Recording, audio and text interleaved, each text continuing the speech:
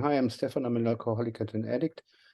And this is a Monday meeting, and this is a workshop meeting, and this is a Judith Ragir presentation.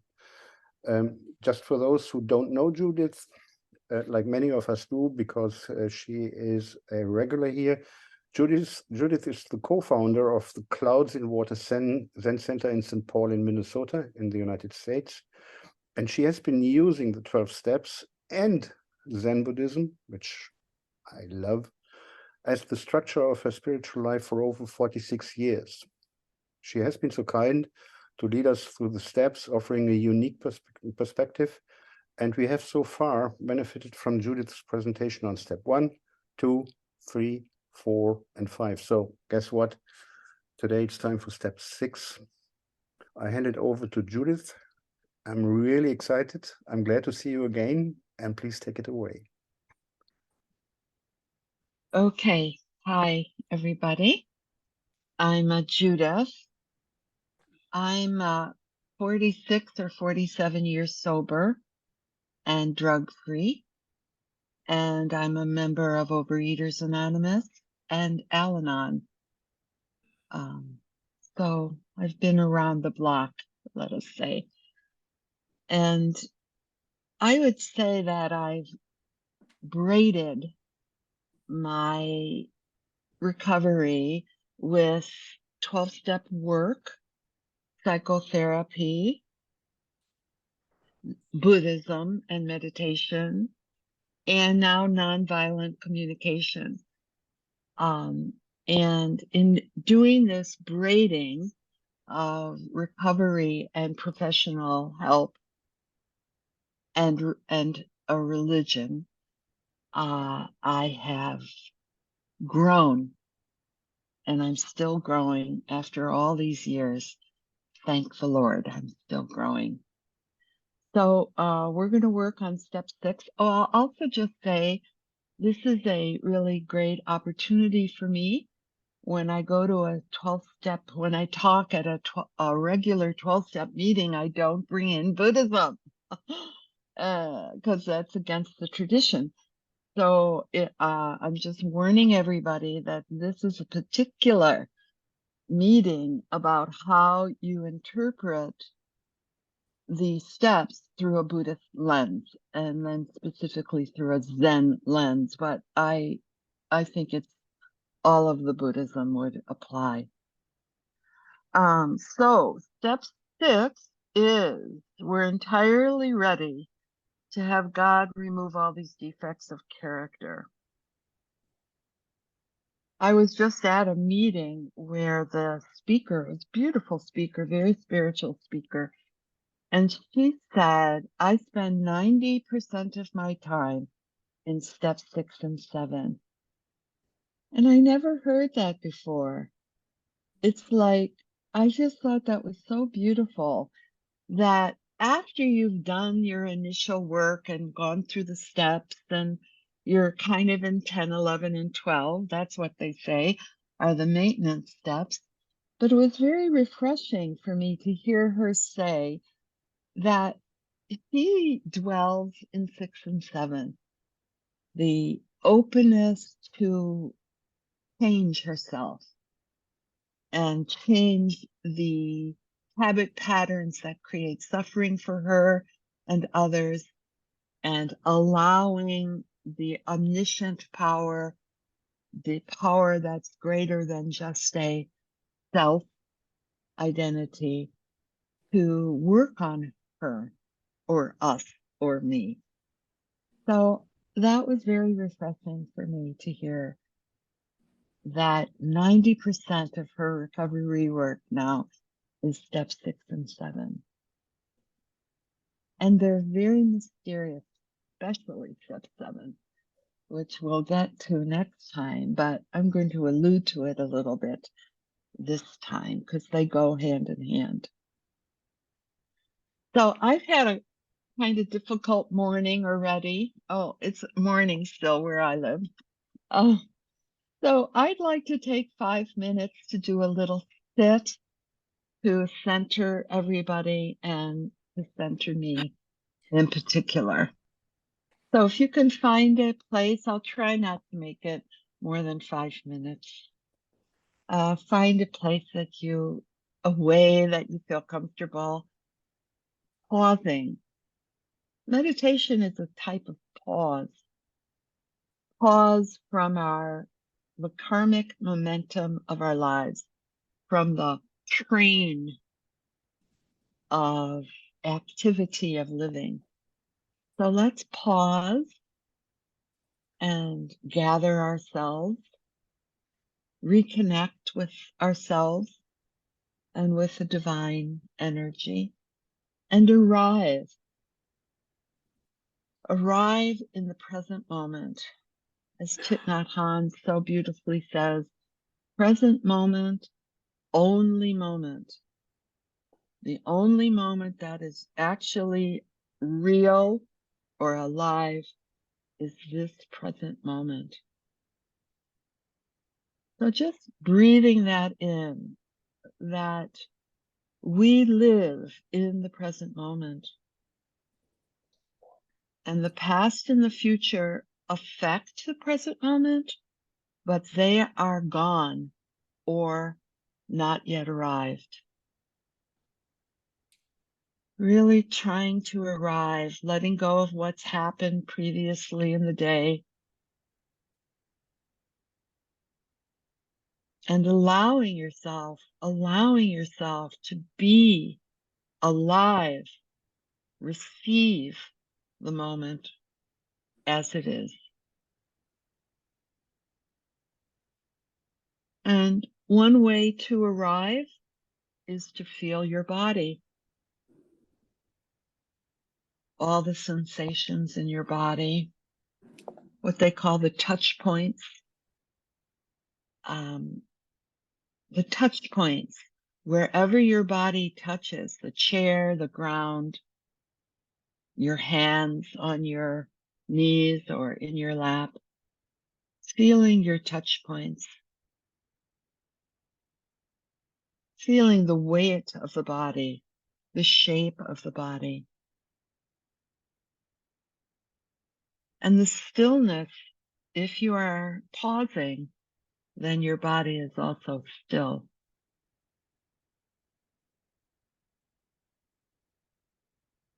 And within the stillness, there is movement, which is the movement of the breath, or they call it the wind sometimes in Buddhism. So just tuning into your breath, the inhale and the exhale. Feeling it as you feel it in your body. What happens in your nose or your rib cage or your stomach or even your legs as you breathe.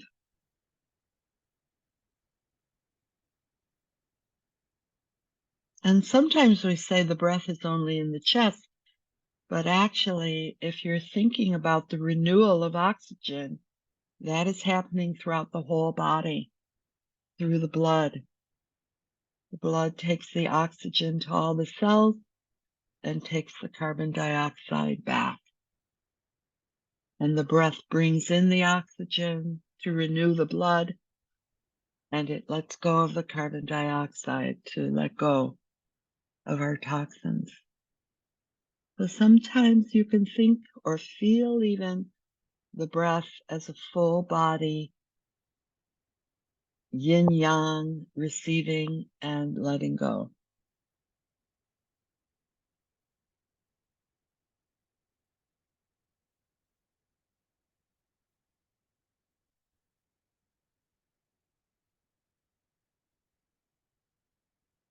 And the last thing I like to do is to align myself with the values that I want to manifest. So just thinking about your spiritual practice. What is your practice? Where are you hoping to go? It could be as simple as trying to be more kind. It could be any intention that you have. You can just bring it to mind. and kind of align yourself with that. It could be a slogan to let go and let God,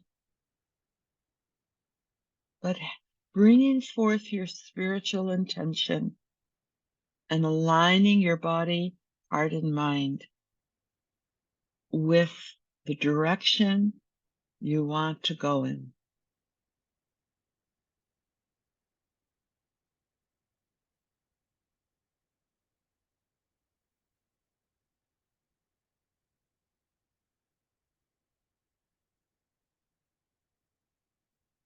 Okay.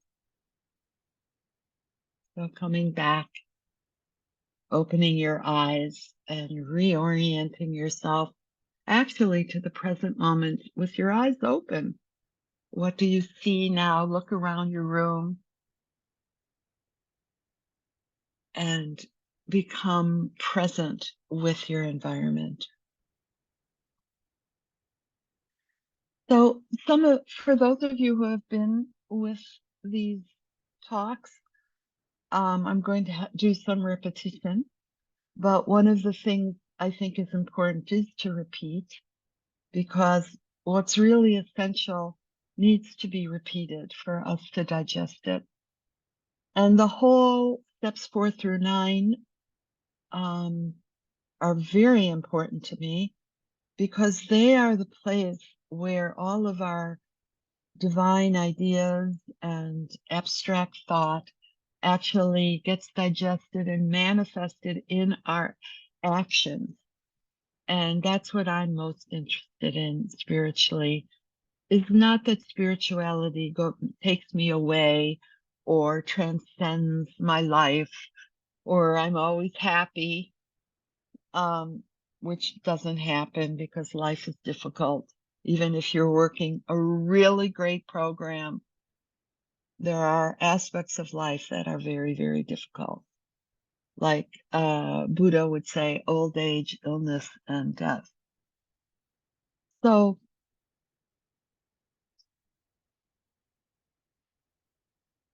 6 and 7 are right in the middle of 4 through 9. And that's what we're going to work on 6. So let me just talk about 2. In the Oxford group, there weren't 12 steps. They had, I don't know how many there was, maybe some of you know, like 5 or something like that. But with alcoholism and with addiction in general, the 4 founders thought, well, they need a preparatory step. So a lot of the steps are preparing you for the actual step.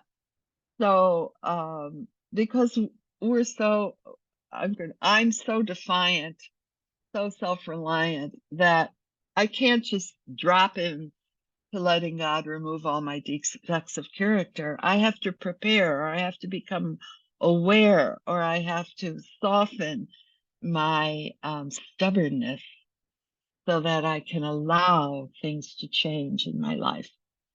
So step 6, is that what we're on? Yeah. Step 6 is preparing for step 7. So I'm going to put my screen on. Hopefully it'll work. Yeah. All right. Let's do this. So we're entirely ready to have God remove these defects of character. So the next 2 slides are repeats, but for me, they're the basis of my Buddhist life. These are from Buddhist teaching, and this is called the 3-legged stool, or the 3 bases. And those are the 3 fundamental aspects of an integrated spiritual life. One is we have a sense of wisdom. The other is that we have a unification of the mind, or sometimes they call it concentration. We're able to train and direct our minds to where we want our minds to go, or to settle the mind into the present moment, or settle the mind into awareness. And wisdom is very similar to the wisdom to know the difference. in the Serenity Prayer. And the bottom one is ethics and behavior. And this steps 4 through 9, I generally put in our behavior patterns and how are we in alignment with our ethics, and do our actions benefit others or hurt others, or ourselves? Do our actions hurt ourselves? However, all of these play a part in the alignment of our actions with our intentions. And without, okay, let's go to the next one. So the Eightfold Path, which many of you are familiar with, it's the major teaching in Buddhism about practice. They come out of the 3 bases: prajna, wisdom, I'm just going to speak English, unification of the mind, and ethics or behavior. And under prajna is wise view and wise intention. So this intention is what we meditated on, making sure that our intention is that we're aware of where we want to go and what our intention is, and keeping the intention in the forefront of our mind. What I'm interested today in the unification of the mind, or the samadhi practice, is mostly mindfulness, and sometimes we call that heartfulness, mind and heart being one word in the Asian languages. But also, in order to be mindful, you do have to be able to concentrate your mind. So, as some of you know from starting to sit meditation practice, our minds are all over the place. They are, I mean, I sometimes laugh. The first insight, the first enlightenment is how crazy our minds are, running all over, never stopping. And especially some of us have, I don't, but some people have ADD. And then it's really hard to get your mind to stay with something. But in order to change our behaviors, as you'll see as we go on, we do need to have some sense, some ability to concentrate on the present moment, and to concentrate on our intention, and to concentrate on our awareness practice. And mindfulness is being able to keep that concentration as you go through the day. Now, a lot of people are working with mindfulness these days, but what I see is mindfulness is just a tool. You know, a thief, people who steal are very mindful. They could get into a house, open the safe, leave the house with the belongings, and they're very concentrated and mindful, and they're listening to the clicking of the lock. But their mindfulness is not in alignment with ethics and behavior. So it's very important in my mind that mindfulness has the background of wisdom and ethics behind it.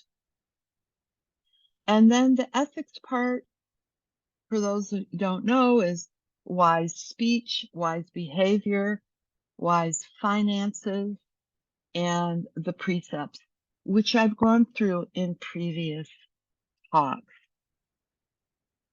Okay, so now we're going to talk about what I call habituated patterns.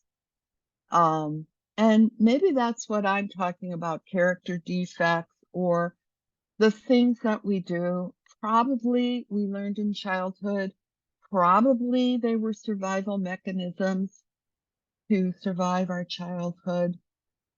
Probably they worked for us at some point in some fashion, but now they don't work for us anymore. Now they create more difficulties than it's worth for us. And in order to grow spiritually, we need to start changing, or being able to change, our character defects, which is 6 and 7. So let me just talk about karma for a second. I guess I'm going to start with this part down here. This is the way I understand karma. Things you've done in the past are seeds for what happens in the present moment. So what's ever happening in the present moment was caused by activity that was done in the past. And for me, sometimes my character defects, my habitual patterns actually go even larger than my personal actions, but they're ethnic actions, racial seeds. Living in the United States, for example, you have a whole karma about that. So the seeds are enormous. You know, you don't even know exactly what the seeds are, but you do know some of the seeds from your own behavior, and you know some of the seeds from your parents, probably, who taught you a lot of your behaviors. So these are the things in the past that create our present moment, and there's nothing you can do about them. This is except the things you cannot change. Those are seeds from the past. The past is already gone, but there is a consequence or an effect that happens in the present moment. Now, what we do in reaction to the present moment is very, very important. These are the seeds for the future. So, A, being concentrated or mindful enough to be in the present moment is very important. And then to be willing to change our reactive behavior is also the key, at least to step 6, that we're getting ready to release what used to work for us, perhaps, but doesn't anymore. And then the future is produced by how we handled the present moment. So let's see. I think I did that. So this is this little thing I got from Pema Chodron, who's a leading Tibetan teacher in America. The more you run the pattern, the stronger it gets. The stronger the pattern, the more you run it. The less you practice the pattern, the weaker it gets. And the weaker it is, the less you run it. So to me, that almost says it all. Certainly in my addictions, I notice that if I allow them to creep back in, they get stronger. This is what they say, that your addiction's always in the background, you know, kind of waiting for an opportunity to poke through. But if I don't allow it to poke through, if I do all my steps and my tools and ask for help and don't allow it to poke through, then the pattern becomes weaker and in some instances will change. So we worked on the 5 R's before, but now we're in the depth of the 5 R's. This is the Buddhist understanding of changing the karmic momentum of your habituated patterns. First of all, you have to recognize what the pattern is. And this is step 4. Really trying to figure out what are the patterns that need to change, A, for me to stay sober, and B, for me to produce more happiness in my life and not to hurt other people. The second is regret, that we have the right amount of regret. So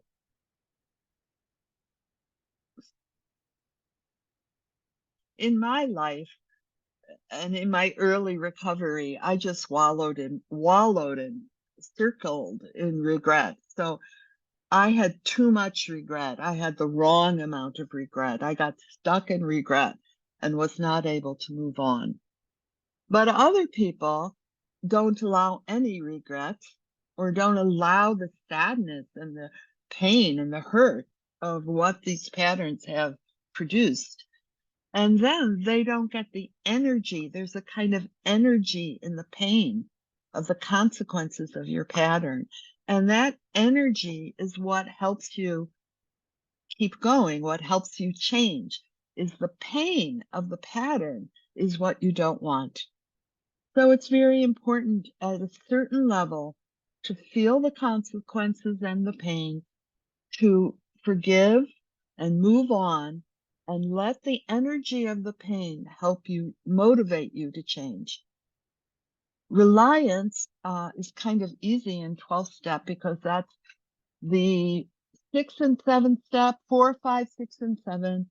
They all rely on steps 1, 2, and 3, especially 2 and 3, I would say, that you have to be able to fall back on the trust of the world, of the universe, of being held by a larger sense of karma, being held by the practices of cause and effect, that you can change, and that the world is actually benevolent. I say this because the world is totally crazy right now, and I don't see a lot of benevolence. But when I go deep into meditation, and when I look at the nature, when I look at nature, and when I look at the world that's not coming from humans' disordered understanding, I can see that there is a law to it, a scientific law. If those of you who are into science, there are laws that work in the universe. And even hard things like hurricanes, tornadoes, tsunamis, there is a place for destructive forces, but there's also an enormous amount of rebirth and recovery that you can see in nature. The 4th step is really what I think step 6 is largely about, is what they call it remedial action, but I call it interrupting with a spiritual practice. So 4th step, I know what my patterns are, and I've told someone, I've brought it to light, I've worked on them, I have a little bit of deep understanding of what caused them. Now I'm ready to let them go. And the way I do that is I bring a good, strong sense of mindfulness to my day. And when I notice the pattern has arisen, I try to interrupt the pattern, or some of the Tibetans call it cutting with the practice. And cutting, do you know, Manjushri is the bodhisattva of wisdom, and it's usually a man, but I think I think all the bodhisattvas are gender neutral. So anyway, has a huge sword and slashes through wisdom, slashes the stupid parts, the human misunderstandings, and the illusion or delusions that we live in. So we want to get out Manjushri's sword a little bit. And those of you who are working with addictions, you got to be kind of tough, right? It's hard to break an addiction, especially, if you're a heroin addict or, well, any of the addictions. They're very, very hard. And you have to have a bit of fierceness in order to interrupt those patterns. And at the same time, I say fierceness, in my life, I could cut with kindness or softness. In fact, that's mostly what I'm doing these days. But a lot of my major addictions have been let go of. So maybe it's okay for me. What I'm really trying to do is break my most chronic habit, which is to be harsh and critical and judgmental and have the intention and manifest love, softness, kindness in my life. And that I have to manifest towards myself, whether I succeed or fail, and towards other people, no matter how judgmental I might feel about what they're doing. And then the resolve is you got to do it over and over and over and over. Every time I hear my harsh, critical voice, every time, if my concentration is good enough, I can say, do you hear that? That's the inner critic, or that's your harsh voice. And lately, how I've been interrupting it, actually, and I can do it right now, is I soften my voice. I am a little bit softer in volume, and I'm just softer all through here. And that really helps me interrupt my harshness. And I do it many times a day, and I do it a lot with my husband, I have to say. Okay, let's see. Is this one? So here are just a few little notes I took about those 5 steps. For the awareness step, you have to find the real nature of the problem. You have to go kind of deep to get to the root. What was the need that I was trying to resolve by this behavior pattern? Sometimes a therapist can help you with that, sometimes sponsor. The 5th step sometimes helps you find the real problem, the deepest layer of the problem. And in my experience, I'm almost 50 years now in program. My experience is that the onion analogy is true. That I do the steps first, it's the outer layer, then a little bit more, then a little bit more. It's kind of sporadic. And after a while, you're working very deeply around the core issues of self-love, self-worth, fear, letting go of, all humans are afraid. And what does it mean to truly let go, truly surrender, and have a spiritual life that is not controlled and managed by my ego?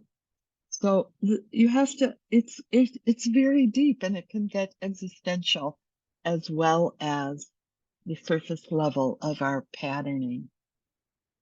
Let's see, I kind of did this. I think I went through the regret pretty good. Relying on step 1, 2, 3. And then, of course, when you're overwhelmed, when you're feeling I can't do this, when you feel like I failed, then you have to go back and reground yourself in step 2, surrender of step 3, and maybe getting more help from your fellows to support you as you go through the difficulties of changing your life. And the last one, finding a larger perspective, is my teacher, Katagiri Roshi, used to say, well, pretend you're standing on Pluto. And when he was alive, Pluto was still a planet. But he said, pretend you're standing on Pluto and you're looking back down at yourself. And you're like a little ant. And then that little ant has this little problem. So perspective, and sometimes nowadays I call it spaciousness. Can I find some space around the issue of the day so that I can be softer and let go? Let's see, did I do this one? Oh, let's talk a predetermined spiritual replacement.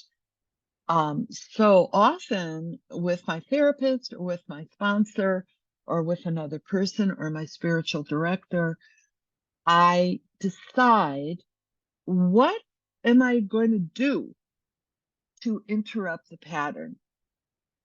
So I had, for a decade, I did a pattern around my shame. And when I noticed that I went into shame, which I used to, when I was really in early recovery and certainly in my addiction, I just lived in shame. I was a terrible person and I wasn't worth anything. And no wonder all this bad stuff was happening to me. So I would say for a decade, whenever I notice, this is mindfulness and concentration, being in the present moment, when I notice that I went into shame.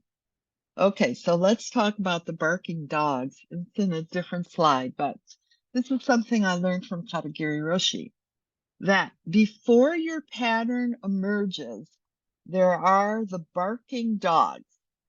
So if you walk down the street and there's a dog like a half a block away, he smells you and starts barking even before you see the dog. So you can do that in your mind. There's one little bitty attitude shift or sentence or something that we would call the barking dogs. Like in the Overeaters Anonymous, when I'm working with my food, the first thought I have is, it doesn't matter. It doesn't matter if you eat or not, and you won't tell anybody. So that's a barking dog.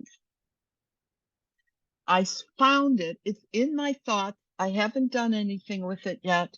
It's soft, maybe. It's not even loud yet. And if oh, I forgot my train of thought. The barking dogs. Well, let me just start over then. When you hear the barking dogs, if your mindfulness and concentration are good enough, you can start to interrupt that pattern. Oh, that's what I was going to say. The easiest place to interrupt the pattern is at the beginning. When you hear the barking dogs, or at the very beginning of the pattern, is the easiest place to interrupt, and that's our intention, is to interrupt it at the beginning. By the time my head is in the refrigerator, I doubt if I can stop the momentum. So the barking dogs, the very beginning of the pattern, it's important to understand what that is so that you can interrupt it. And for example, with the shame, we predetermined that my practice would be that I stop everything, that I sit down, and I do Tonglen, which is the Tibetan practice. I'm not going to go into it, but I knew what I was going to do when I started to go down the hole of shame. I would stop what I was doing, I would sit down or go for a walk, and I would do Tonglen. And I did that, repeat, repeat, repeat. I did that for about a decade, 10 years. And now it doesn't happen very much. It doesn't happen very much. Or if it happens, I catch it and in an hour, I've pulled myself up. It's also a time where you might call someone and just say what's going on with you, which also helps relieve the pressure of the pattern. Oh, that's asking for help. And resolve. One of the cute images they use in Buddhism is that you're training the puppy of your mind. So when you're training a puppy, you have to repeat, repeat, repeat. You have to show the dog, the puppy, what you want it to do. You have to bring it outside if it wants to go to the bathroom over and over. You have to say down, down, down if you don't want them to jump on people. And most of the time, unless you have a different philosophy, but most of the time you do that with kindness. You don't hit the puppy or you don't yell at the puppy. You teach the puppy through repetition how to do the discipline or the pattern that you want the puppy to know. And that's the same way with our minds. Like the Dalai Lama, for example, says that Buddhism is a training of the mind. So the barking dogs, I did that. Oh, let's talk about the log on the fire. This is also a little bit like a barking dogs. This comes from anger management in Tibetan Buddhism that all of a sudden you're angry. And really, you can't help that. That are seeds from the past that are bursting into flames in the present moment. So, okay, you're on fire. You have a fire in your belly. And what do you do with that fire? This is the important part. What do you do when you notice that the pattern is arrived in the present moment? And this is from Shantideva, which is a great Tibetan teacher from centuries ago. The most important thing is don't add a log onto the fire. So usually a fire needs about 3 logs crossed, like a little campfire, to make it burn. But if you don't do anything, those 3 logs will burn to ash. But if you keep adding logs onto the fire, then you can actually build it up to be an enormous bonfire or a forest fire. And Shantideva and Pema Chodron, who I learned this from, calls those logs our thoughts. So you have to guard your mind. That's such a beautiful Buddhist phrase. Don't add logs onto your fire. Let the fire burn out. And sometimes you do that by just sitting with the very, very uncomfortable feelings until they burn out. Sometimes you do that by calling someone and telling them until they burn out. Sometimes it takes an hour to burn out the logs. Sometimes it takes 3 days. Sometimes it takes a lot longer.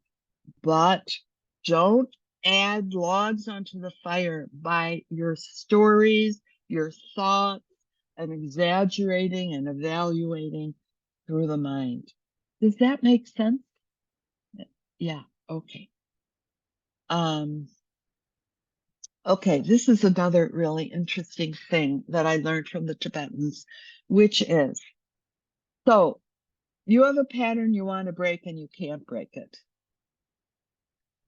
So I was going to swear, damn it! Why can't I break this habit? You know, it's still happening. So what the Tibetans tell you to do with your mindfulness is to become very, very intimate with the pattern. What are the thoughts that happen right before you do the pattern? What is it that you feel in your body right before you do the pattern? What happens during the pattern? What happens after the pattern? What are the consequences? Really feel the pain of the consequences. Really become intimate with the pattern. And the more information you have about the pattern, the more you feel the pain of the pattern, you will get access to interrupting it. So that's what they do with failure, is they turn it into information for the next time that you might be able to interrupt it. And that's also the thing about make a film of your pattern. And then when you're getting ready to do the pattern again, run the film and say, is that what I want to have happen? There's a slogan, isn't there? If you keep doing the insane things, you won't get a different result. Something like that. Well, this is the film. If you have a good film of the pattern, you will know that you are not going to get different results if you run the pattern. And it might give you the energy to rile yourself up to interrupt the pattern. And I'll just talk about trim tab. Who did I get this from? I can't remember now, but a contemporary spiritual teacher talked about the trim tab. So those of you who are sailors, you might know what a trim tab is. You have a rudder on a sailboat, and then there are tiny little levers or something on the rudder and they pre-work the water so that it's easier to do the rudder. So finding what the trim tabs are, like what are the very micro adjustments, minor adjustments you could do that would make it easier for you to interrupt the pattern? What are the trim tabs?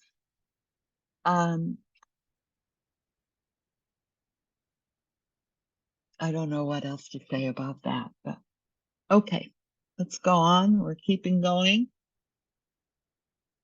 Oh, this might be the last of this. So the overall intention is to have our actions be in alignment with our values. This is Suzuki Roshi. He started the San Francisco Zen Center. I'm in that lineage. And he said, this is, okay, so now everything we're going to talk about now is about paradox. And in Zen, they say, if you're not living in paradox, you're not doing it right. Because everything in the dualistic world is paradoxical. And the opposites need each other. They need to work together in order to be in the natural order of things, like night and day work together, and the seasons work together, and the front and back foot in walking work together. So when people say I'm a child of God, or I'm wonderful, I am the divine myself, and I believe that's true. So we are perfect the way we are. And we need a little improvement. And that's the other side of and we need step 4 through 9.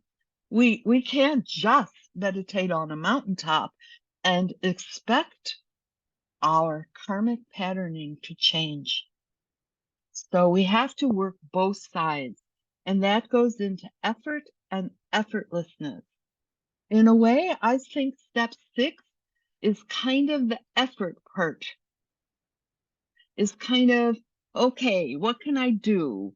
How could I change this? Who could I call? Who could help me with changing this? If I want to change my job, who could I talk to? There's a little bit of energy in the effort to change. And then all of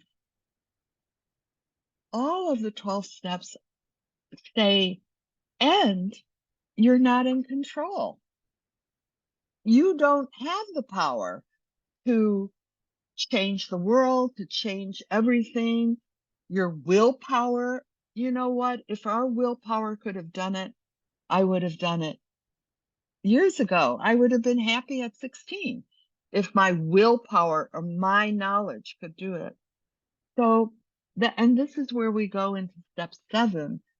I never understood step 7, which is the effortlessness of spiritual change, that the divine energy enters us and helps us change, gives us the desire to change, wants us to change.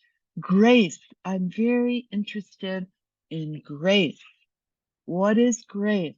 It's change that doesn't happen from my willpower, but somehow I fertilized the soil so that change could take place. And another way we say it in Buddhism is we turn the Dharma wheel. That's our effort. Like if I want to get a new job, I put out my resumes. That's turning the Dharma wheel. And then the Dharma wheel will turn us. If we put out a call to the universe will respond. This is cause and effect. This is call and response. Now, earlier in my spiritual life, I didn't leave enough space. I didn't pause enough. I wasn't soft enough. I wasn't easygoing enough to let the Dharma wheel turn me. I was just like an Energizer bunny. Work, work, work. Even in program, do the steps, do service, work, work, work. Self-help, self-help, self-help. Try, try, try, try. I was exhausted. And that didn't make me a model, a spiritual person. In fact, it was just the same old, overworking and trying to get my way, trying to be the puppeteer in my life. So now I figure out what the work is I'm supposed to do. I try to do it. I try to let go and let God while I'm doing it. And then I have to leave a space or a pause or a day or a week for the response to come back. And that has something to do with step 7, I think. And again, I guess I'll close with what I started with, is this very spiritual woman talking at a meeting I went to. And it just blew my mind that she said 90% of the time I'm in step 6 and 7. She didn't say 90% of the time I'm doing service or I'm even working on my inventory. She said, I now know after many, many 4 through 9s, many 4 steps, I know what my essential basic issues are. And now every day I work on them. And what I mean by work is this combination of effort and grace, effort and effortlessness, doing the manifest things I need to do, and then let it go and let it God. And I had an example, I'm in an example of that. My son, some of you know, my son has cancer. We just found out he has to have a second surgery, and I have to stay for another couple months in Los Angeles. And I had to get a new Airbnb. So there is work to do to get a new Airbnb. You have to go on the computer, you have to look at all the things, you have to decide how much money you want to spend, blah, blah, blah. And my husband and I even went around and looked at the spaces, and I got the one I wanted. And when I got back to the computer, someone else had taken it.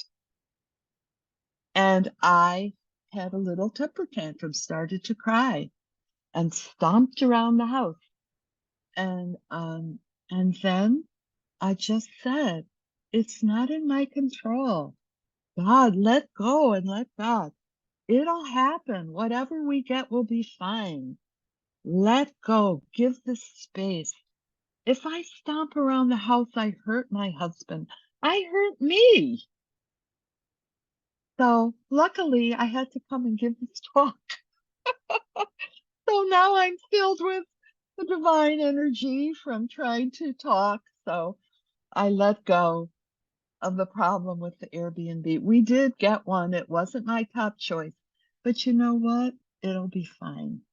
It'll be fine. And this is, I have to give it perspective. I have to give it space. We'll be fine. We'll be fine. And it's nice. It's a nice place.